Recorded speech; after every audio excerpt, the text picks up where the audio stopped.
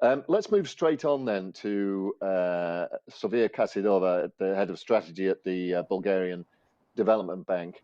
Ms. Kassidova, perhaps you can take us a little deeper into what the minister has introduced for us and give us more of a flavour of the specifics of how Bulgaria is going to turn this opportunity into a real step forward in innovation. Over to you. Yes, good morning. Good morning to everyone. Very happy to be with you here today. And what can I say? I think the minister made it very easy for me to dive into more details with what he said. He really made a good synopsis of what is at stake and what Bulgaria can benefit from. So I shall start off from here and probably first say a little bit more about the general environment. What is the bigger picture? First, we see some drivers of innovation. This is the path to zero, this is the climate change, this is the adaptation to carbon neutrality. And we see that we have a lot of work to do. We see the new first signs of the Industry 4.0, which our companies have to adapt. We see that there is a huge need to drop the energy demand by 2050 with almost 50% in Europe. We have to be more energy efficient. We have to find new patterns of consumption.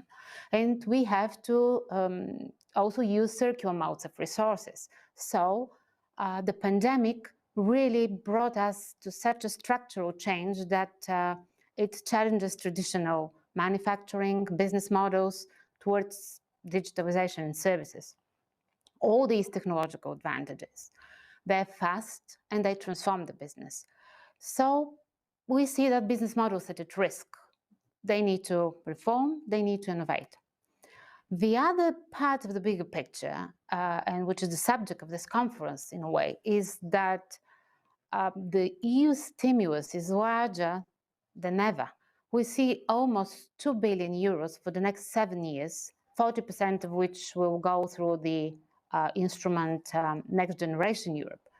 And particularly more than half will support research and innovation. They will support digital, green transformation.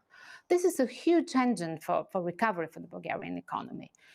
Bulgaria's economy will get a powerful injection through this national plan for investments and recovery. And all this money can go to sustainable, to green, to renewable energy. So I believe that we really can rebuild better.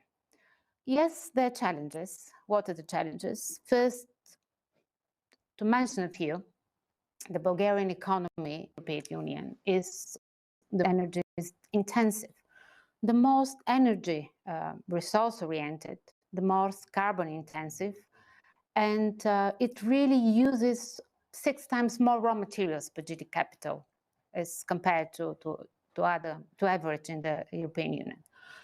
So these are huge changes that the companies have to perform, and they will be more strictly regulated. And, probably to be successful and to innovate, they have to forget the status quo.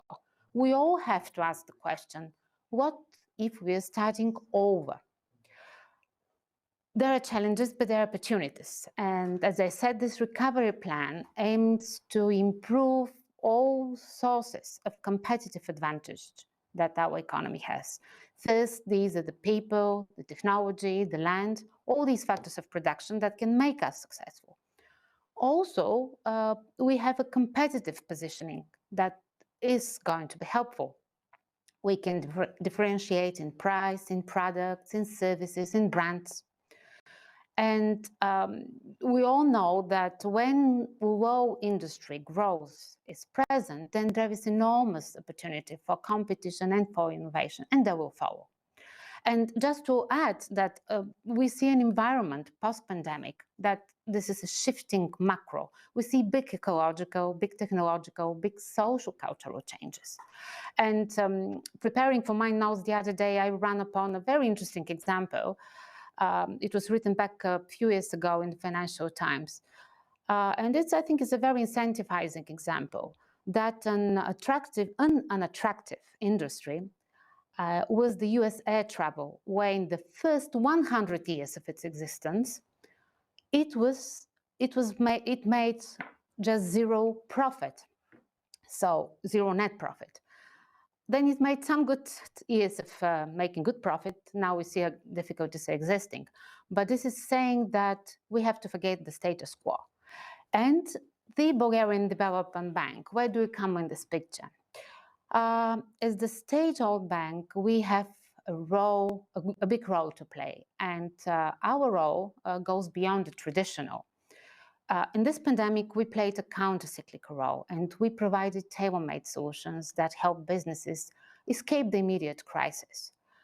We also play a role in mobilizing finance and thus maximizing the impact of the governmental policies with mobilizing these monies.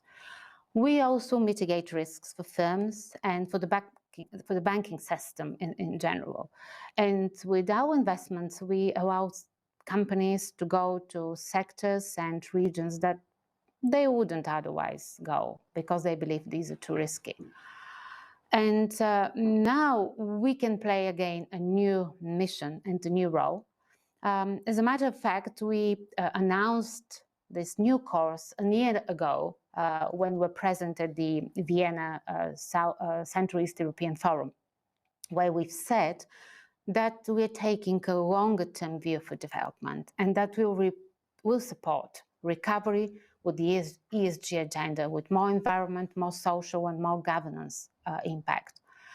And to do that, we can develop a portfolio of various financing solutions: loans, promotional loans, guarantees, equities. We can fuel growth for good to a sustainable recovery. We can help businesses tackle the new regulatory and policy challenges that come with the ESG agenda. And we can help businesses with our financing to transition to a greener and innovative environment, where they innovate on their products, their processes, and they can be awarded for becoming greener and more responsible. And this they can see in their cost of capital. So we can work for boosting the equity, for replenishing the equity of the companies, and we can devise instruments that can support in this ESG new agenda.